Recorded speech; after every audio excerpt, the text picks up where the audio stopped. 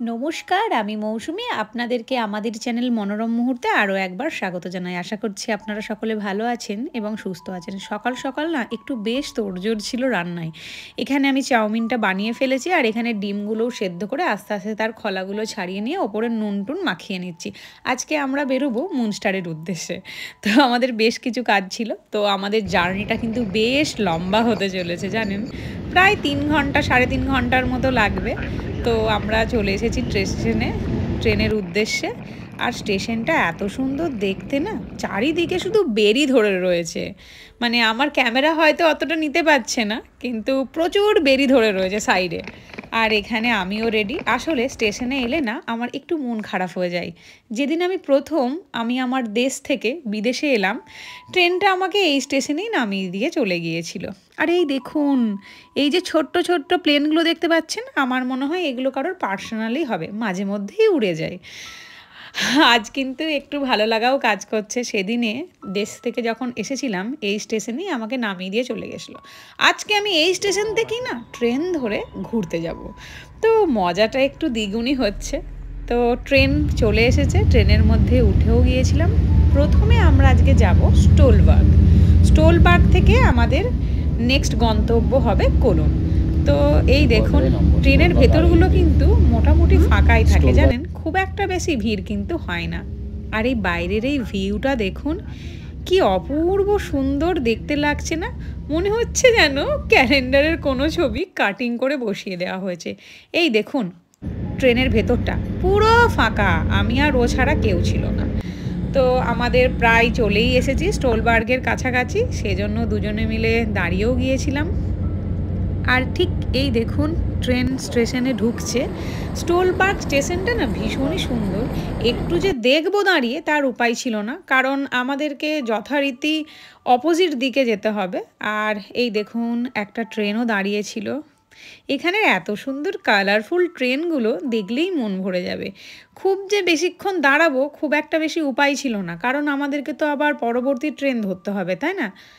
সেই জন্য আমরা ব্যাগ ট্যাগ নিয়ে আস্তে আস্তে করে উঠছিলাম 2 নম্বর প্ল্যাটফর্মে যাব বলে। এই দেখুন, বাইরের ভিউটা ঠিক এরকম। আমরা কিন্তু চাইলে সিঁড়ি দিয়ে না নেমে লিফটের সাহায্যেও নামতে পারি, ওই সামনেই লিফটটা রয়েছে। কিন্তু যেহেতু খুব নিচে নয়, মানে কয়েকটাই সিঁড়ি, সেজন্য হেঁটেই নেমে পড়লাম। বাইরের ওই উইন্ডমিলগুলো দেখতে কি সুন্দর লাগছে না? আর এই চাষ জমিগুলো দেখতে দেখতেই না আমার মনটা খুব ভারী হয়ে গিয়েছিল। আসলে আমি আমার বাড়িতে থাকাকালীন প্রায় মাঝে মধ্যে গ্রামের বাড়ি যেতাম। ভীষণ জেঠু কাকু ভাইদের কথা মনে পড়ে যাচ্ছিল। ওরা কি সারাদিন না অক্লান্ত পরিশ্রমটাই না করে।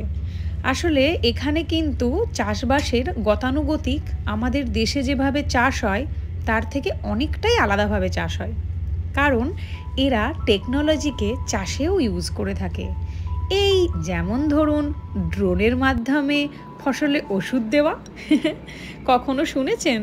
আমিও তো প্রথম এখানে এসে শুনে অবাকই হয়ে গিয়েছিলাম। চলে এসেছি কোলনে।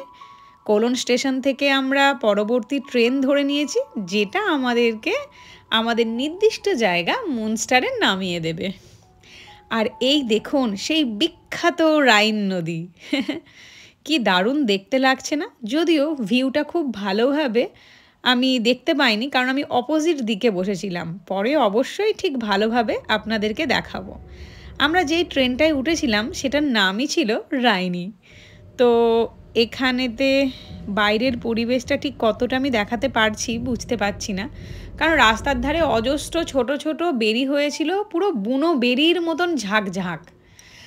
তো যেটা বলছিলাম আর কি, এখানের চাষবাসটাও না একটু অদ্ভুত ধরনের। ড্রোনের মাধ্যমে যেমন ফসলে ওষুধ দেওয়া হয়, তেমন অটোমেটেড আলু হারভেস্ট করার মেশিনও কিন্তু ইউজ করা হয়। আরও অন্যান্য প্রযুক্তি তো অবশ্যই আছে। এদের দেশে অর্গ্যানিক ফার্মিংটাকে খুবই গুরুত্ব দেওয়া হয়। মানে ধরুন, রাসায়নিক সার ব্যবহারের পরিবর্তে জৈব সার ব্যবহার করা হয়, জৈব কীটনাশক ব্যবহার করা হয়, ইত্যাদি ইত্যাদি, এরকমই আর কি। সব কিছুই একটা অন্য ধরনের। এখানে দুজনে মিলে একটু মজা করছিলাম, আর একটু খিদেও পেয়ে গিয়েছিল, সেজন্য দুজনে না দুটো ডিম সেদ্ধ খেয়ে নিয়েছিলাম। এটা যদিও আমার দিদুনের কাছ থেকেই শেখা বলতে পারেন, কারণ দিদুন মাকে শিখিয়েছিল, মা আমাদেরকে শিখিয়েছে। ওই দূরে মাঠগুলো দেখুন, এগুলো বেসিক্যালি গ্রামের মতনই। গ্রাম মানে ছোট ছোট কিছু বাড়ি রয়েছে। আর এই দেখুন, সচরাচরই প্রায় অনেকেই বলতে থাকেন এখানে বেশি মানুষ দেখা যায় না, কিন্তু সেটা আসলে ওয়েদারের ওপর নির্ভর করে আর কোন দিন তার ওপরে নির্ভর করে। যেমন সানডেতে আপনি বেরোলে কাউকেই সেভাবে দেখতে পাবেন না, কারণ ওই দিনটা হচ্ছে ছুটির দিন, দোকানপাটও খুব একটা বেশি সেরকম খোলাটোলা থাকে না। এই গ্রামগুলো দেখছি আর নিজের বাড়ির কথা বারবার মনে পড়ে যাচ্ছে। নিজের জেঠু, দাদা, সবার কথা আস্তে আস্তে মনে পড়ে যাচ্ছে। আর রাস্তার ধারে যেই উইন্ডমিলগুলো দেখছেন, ওগুলো তো দেখতে আমার ভীষণ ভালো লাগছিল। কি বলুন তো, এই উইন্ডমিলগুলোর কাজ হচ্ছে বাতাসের শক্তিকে ইউজ করে বিদ্যুৎ উৎপন্ন করে। কারণ এটাতে তো আর পরিবেশের কোনো দূষণ হয় না, তাই না? এরা কিন্তু পরিবেশ দূষণ নিয়ে ভীষণ সিরিয়াস। তো যেটা সাধারণত তাপবিদ্যুতের ক্ষেত্রে হয়ে থাকে, যেটা বেসিক্যালি কয়লা পুড়িয়ে পরিবেশের যে ক্ষতিটা হয়, সেটা কিন্তু হয় না। আমরা চলে এসেছি আমাদের নির্দিষ্ট গন্তব্যে।